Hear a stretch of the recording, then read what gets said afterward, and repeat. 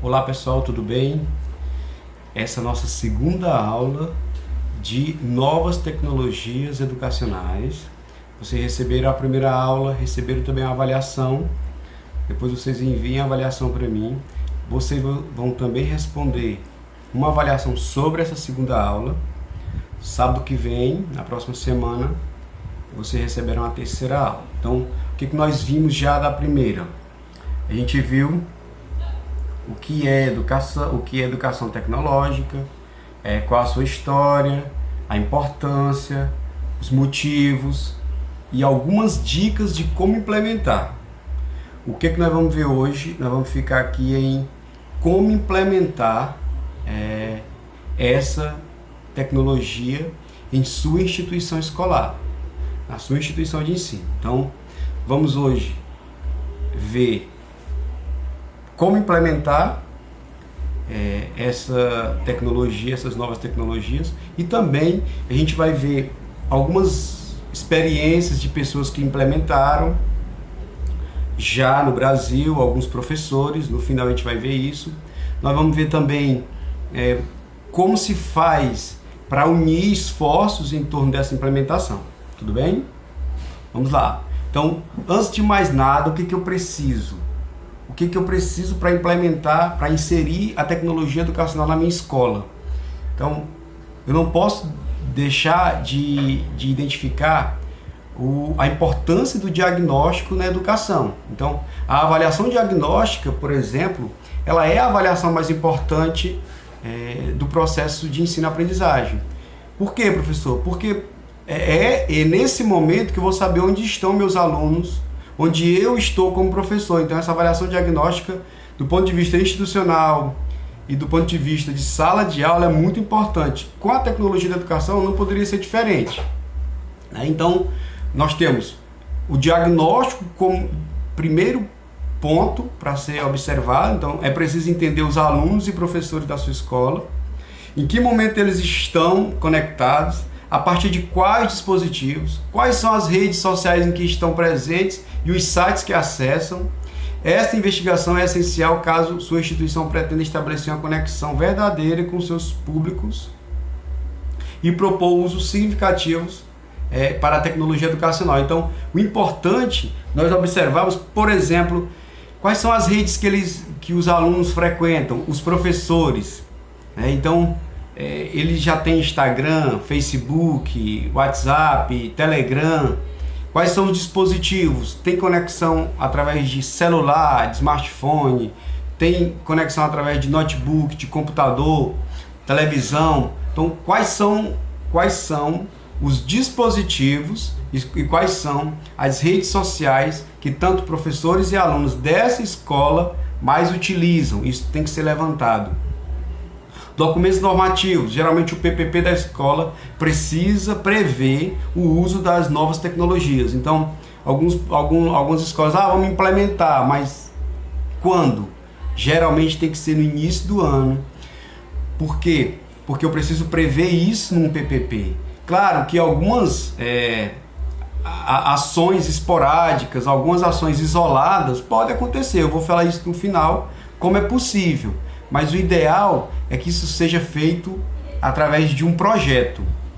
Investimento em tecnologia, é importante relacionar tudo aquilo que a escola possui de suporte. Eu preciso entender que não é algo barato, existe um custo, não é muito caro como era no passado, existe um custo se a escola quiser implementar isso. Se só o professor quiser implementar como uma ação esporádica, uma ação isolada, não sai muito caro. Eu vou explicar no final como ele pode fazer isso. Então, essa relação também deixa claro aquilo que é preciso melhorar: investimento. Então, o investimento em tecnologia educacional é de suma importância hoje. Hoje tem um fundo específico para isso no MEC, por exemplo. E a capacitação também dos professores. Capacitação, diálogo e segurança em utilizar essa tecnologia. Então, de nada adianta os recursos tecnológicos sem uma equipe de professores e profissionais capacitados para extrair deles as melhores práticas pedagógicas. Um exemplo disso é a lousa digital. Por exemplo, na maioria das escolas públicas estaduais tem lousa digital, e ela está lá guardada numa sala, dentro de uma caixa, porque não teve uma capacitação, não teve um treinamento para que se utilizasse aquilo. E mesmo aqueles que sabem utilizar, que sabem mexer, não sabem utilizar. Existe uma diferença entre mexer num data show, por exemplo, e utilizar o data show para um fim pedagógico, um fim didático. São duas coisas completamente diferentes do ponto de vista tecnológico e didático. Tá bom? Então, às vezes, eu quero facilitar a minha vida, eu uso um data show, mas eu não estou facilitando a aprendizagem do aluno. Isso tem que ficar bem claro. Bom?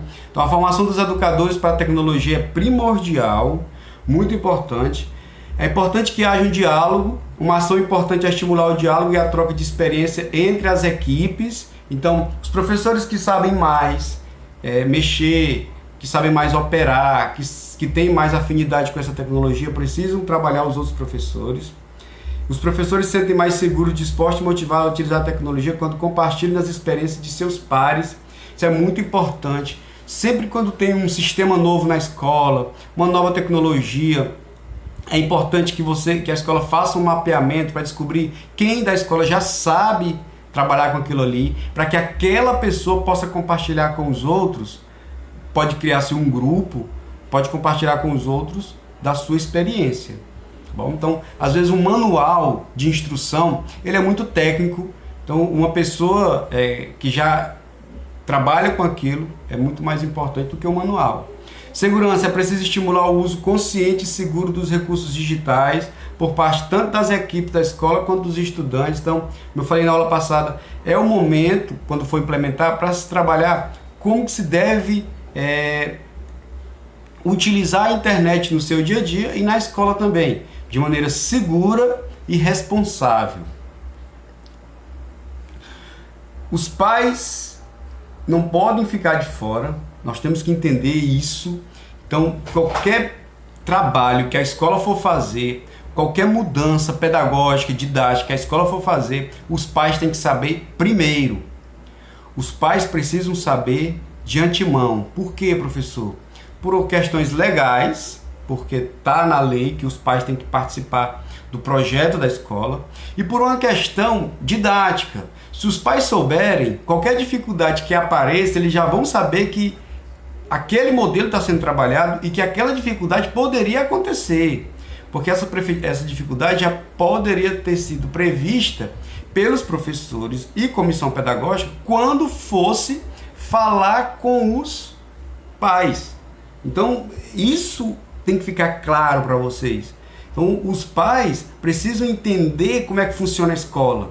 A escola, às vezes, ela acha, o pai não vai entender, então de nada adianta falar com o pai. Não, o pai precisa saber, mesmo que ele não compreenda o todo, mas aquilo que ele deve saber, ele precisa saber. Promover a participação dos familiares nas mudanças a serem implementadas para a adoção da tecnologia em sala de aula é outro passo fundamental. Por meio de reuniões, notificações e uma comunicação aberta entre os pais e a escola, é possível que eles contribuam para a introdução da tecnologia, aumentem o engajamento dos filhos, ofereçam feedbacks enriquecedores e, mais importante, compreendam e apoiem a iniciativa. Então, o papel dos pais nessa implementação é de suma importância, porque eles vão conseguir dar um feedback, por exemplo, meu filho está tendo dificuldade com isso, eu estou tendo dificuldade com aquilo, eu gostaria que a escola trabalhasse de outro jeito. Então, todos esses feedbacks podem ser dados pelos pais. E os alunos, mais importante ainda, é preciso cuidar de sua preparação para receber a novidade, justamente para que a familiaridade com os recursos digitais não os leve para longe do aprendizado. Qual o problema? É que essa geração Z, que nós chamamos, a última geração de adolescentes, ela nasceu no mundo digital, né? Por ela ter nascido no mundo digital, então a afinidade dela com o mundo digital, com esse mundo, com esses recursos digitais, é muito maior do que a nossa. Então, essa afinidade não pode levá-los para longe do aprendizado. Essa afinidade não pode ser, os recursos digitais não podem ser um fim em si mesmo. Recursos digitais faz parte da metodologia. O que é metodologia? Metodologia vem de meso.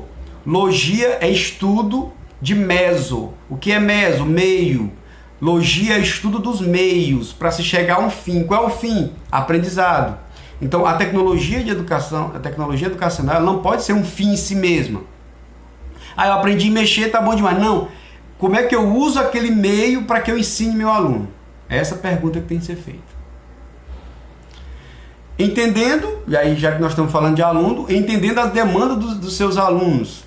É interessante procurar saber que tipos de aparelhos tecnológicos os alunos mais usam fora da sala de aula, quais são os programas e aplicativos mais usados por eles, tanto para atividades relacionadas à escola, quanto para seu próprio entretenimento, qual é a familiaridade de cada um com os diferentes tipos de recursos disponíveis no mercado, de que tipo de informação ou conhecimento do uso da tecnologia os alunos mais podem precisar em suas futuras vidas profissionais, o que eles gostariam de aprender ou dominar quando o assunto é tecnologia. Então eu vou partir desde um diagnóstico para saber o que os meus alunos, com o que eles trabalham já no dia a dia, se eles têm smartphone, se eles mexem no celular da mãe, do pai, se eles têm familiaridade com esses equipamentos, se eles têm familiaridade com o computador. Muito importante nessa geração Z, por exemplo, Y e Z, que é a penúltima e a última dos adolescentes, muito importante a gente observar o seguinte, olha, como eles já entraram no mundo digital, tem algo no computador e no notebook que eles não dominam. Por mais que eles dominem qualquer tecnologia avançada de editar um vídeo, editar uma foto, de tirar uma foto daqui, colocar ali, às vezes o Word, que é de digitar texto no computador, eles não sabem. Você pede para um adolescente digitar um texto e depois configurar aquele texto, justificar o texto, colocar parágrafo, eles não sabem. Porque eles não são dessa época que se dava importância para o Word, já que tudo era no papel. Então o que é o Word? É um documento que pode virar papel. Então eles não têm essa preocupação. Então os professores, nesse momento, é que vão dar para eles esse aparato de trabalhar com documentos, de como inserir documentos, como mexer. Então tem uma parte do computador que a maioria deles ainda não sabe trabalhar. E nós vamos utilizar exatamente isso. Então, o que eles dominam e o que eles faltam dominar? E qual a perspectiva desses alunos do ponto de vista tecnológico? O que eles gostariam de fazer? Tudo isso são as demandas dos alunos, né? Como mapear os principais problemas em sala de aula? Então, nós temos dois níveis de problemas. Um é os problemas antes da implementação. Outro é como mapear depois da implementação. E eu coloquei essa parte aqui mais pelo momento que nós estamos vivendo de pandemia. Por quê? Como nós não sabíamos que ia ter uma pandemia, né? Não era previsível, não era previsto, nós não nos preparamos para trabalhar isso na escola. E agora a gente está tendo que fazer esse segundo ponto, que é depois de implementar sem saber. Então, o que nós deveríamos fazer antes de implementar? Qual o mapa? Pedir a professores e colaboradores que observem em sala de aula quais são as principais dificuldades no dia a dia, antes de implementar. Fazer esse mapeamento.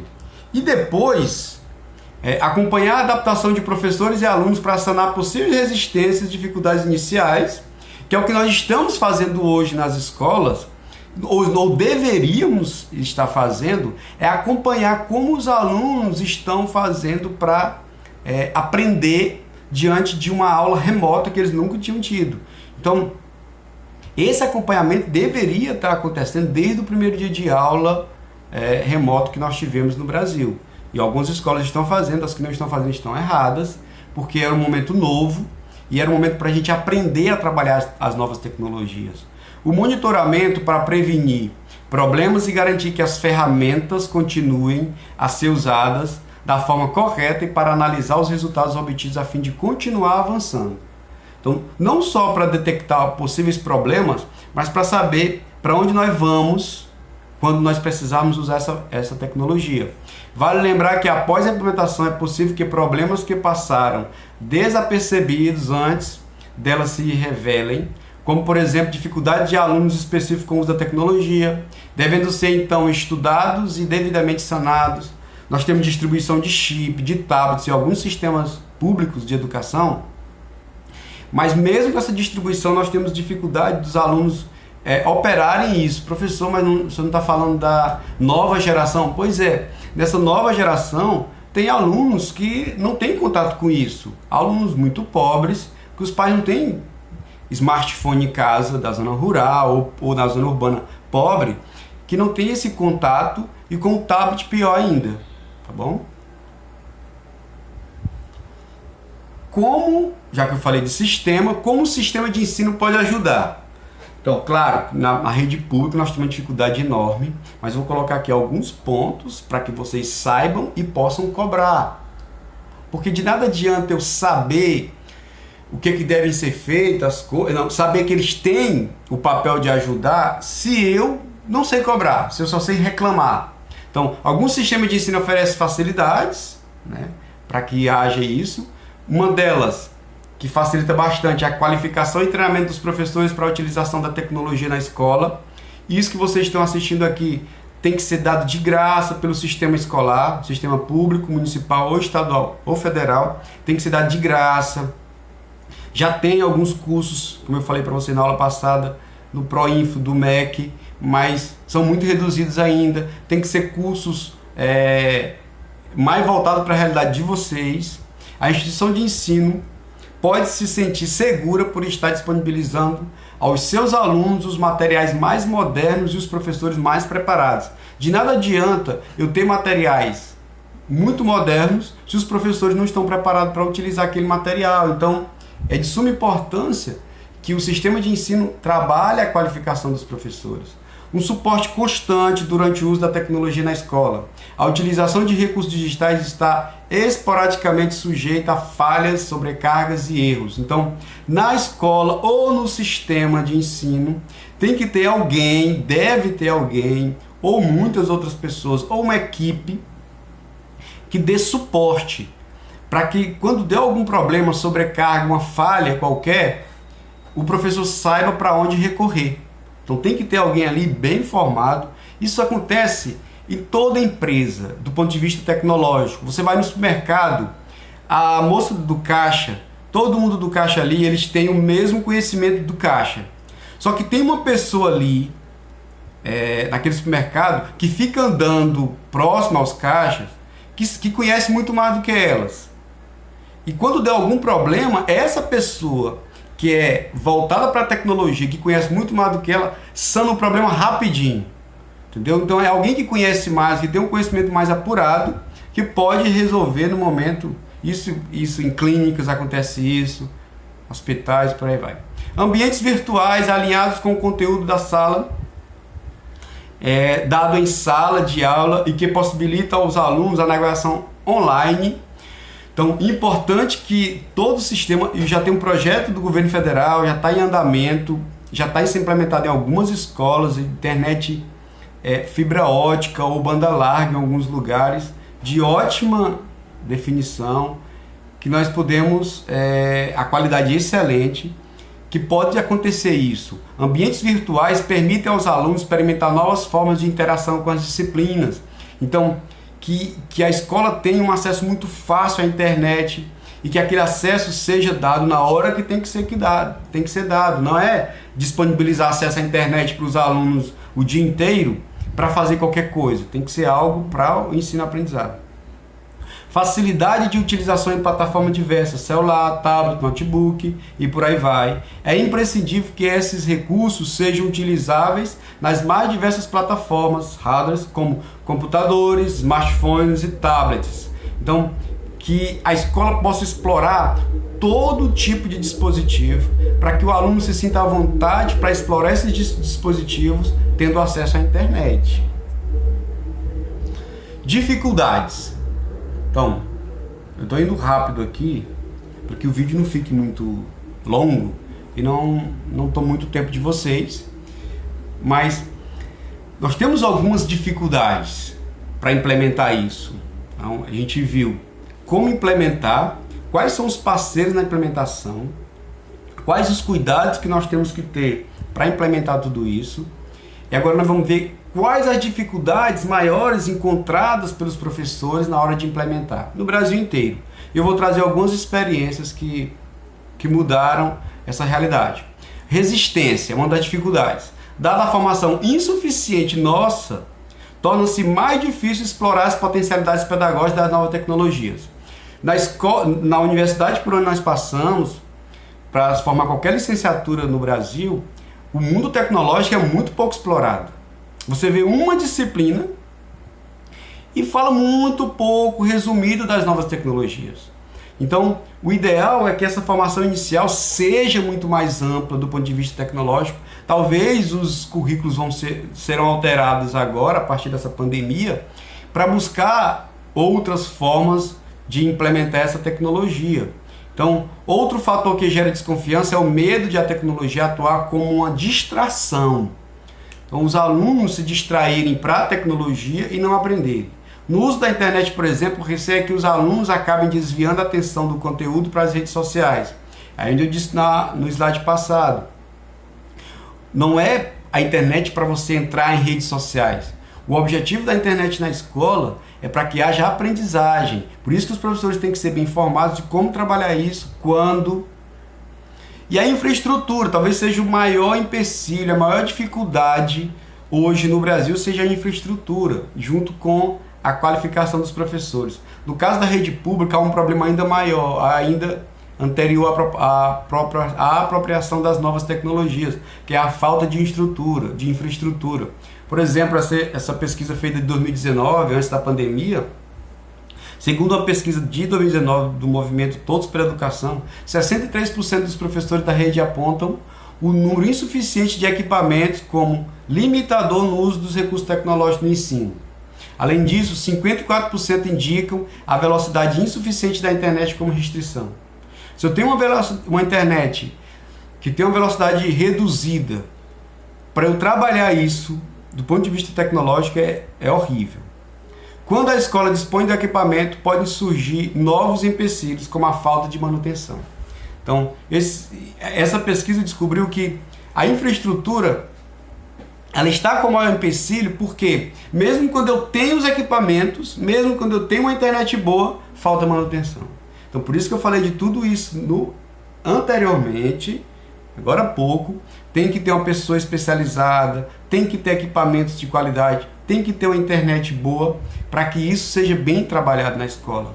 Porque senão vai ficar como qualquer outro modelo inovador que não deu certo. Bom? Então, eu vou relatar para vocês algumas experiências. Nós temos a professora Regina de Freitas, professora de língua portuguesa na rede pública. Eu vou trazer rede pública e particular.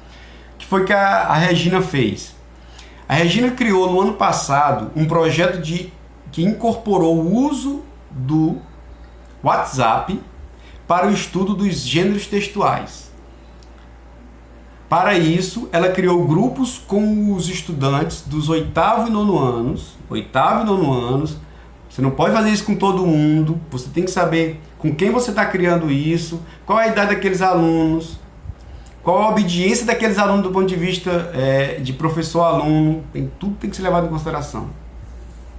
Que passaram a mandar os textos produzidos em casa pelo aplicativo de mensagens. Nós não estávamos ainda nesse momento aqui de pandemia. Quando eu digo ano passado, quando eu falo ano passado, estou falando de 2019. Estou falando do ponto de vista de 2020. Então, e isso já acontecia, e vai ter experiência desde 2014. Então, esses alunos criavam textos implementados pela professora e mandavam para o grupo pelo WhatsApp. Alguns alunos que já tinham gosto pela escrita me enviaram até outros textos que não estavam relacionados com o gênero que eu estava pedindo. Eu aceitava e revisava. Entendeu? Então, foi mais do que ela esperava. Professor, mas isso é tecnologia? Sim, isso é uma ação esporádica de uma professora, criou um projeto e usou, segundo ela, deu certo. Então, isso pode ser utilizado, isso não é uma receita, isso não é um modelo, isso é uma referência. É algo que você vai olhar e dizer, será que ela precisa de muita tecnologia para fazer isso? Ah, mas os alunos não têm WhatsApp. Aqueles alunos que não têm WhatsApp, ele identifica e aqueles alunos fazem de outra maneira. Tá bom? Ah, vai ser discriminação, professor. Não, não é discriminação. Os alunos podem mandar pelo WhatsApp de um colega, pelo WhatsApp da mãe, do pai, do tio, de qualquer outra coisa. A professora pode ensiná-lo a mexer com isso, quando ele tiver um, ele faz tranquilamente. A Angélica Guimarães, professora de língua portuguesa da rede pública, também fez algo diferente. O educador estimula os alunos a usarem seus próprios celulares para fazer pesquisa e fotografias. Também usa o WhatsApp para criar grupos de estudo com os estudantes. O aprendizado não cessa às 17 horas, quando acaba a aula. Ele se estende através dessas novas ferramentas, disse a professora.